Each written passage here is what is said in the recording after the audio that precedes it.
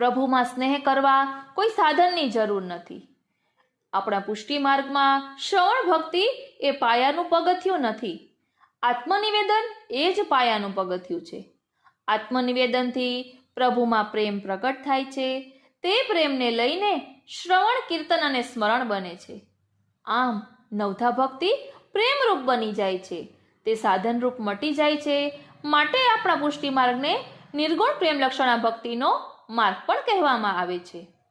આપણા પુષ્ટિ માર્ગમાં પ્રભુને ધર્યા સિવાયનું અસમર્પિત લેવું, ભગવાન શ્રી કૃષ્ણ સિવાય કોઈનો પણ આશ્રય કરવો, ભગવદીઓ સિવાયનો સંગ કરવો અને ભગવદ નામ સિવાયની લૌકિક વાતો કરવી એ બધું પ્રતિબંધરૂપ કહ્યું છે. આપણા પુષ્ટિ માર્ગમાં સમર્પિત પદાર્થોનો ઉપયોગ, ભગવાનનો અનન્ય આશ્રય એટલે કે દ્રઢ આશ્રય, સત્સંગ અને ભગવદ ગુણગાન અત્યંત જરૂરી છે.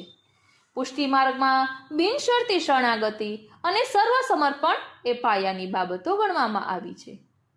પુષ્ટિ માર્ગમાં દીનતા, નિસાધનતા, ગુણગાન અને વિરહ ભાવના એ પુષ્ટિ માર્ગીય વૈષ્ણવોના મુખ્ય 4 લક્ષણો પણ કહ્યા છે, જે ખૂબ જ અગત્યના છે. તો નિર્ગુણ ભક્તિનો પ્રકાર આ પ્રમાણે છે કે જે પુષ્ટિ માર્ગને નિર્ગુણ ભક્તિ સ્વરૂપ કહી છે. હવે આપણે દામોદરદાસ હરસાણીજીનો પ્રસંગ સમજ્યા હતા અને એ નિર્ગુણ ભક્ત છે એમ પણ આપણે સમજ્યું અને આ નિર્ગુણ ભક્તિ કોને કહેવાય તેના વિશે પણ સમજ્યા.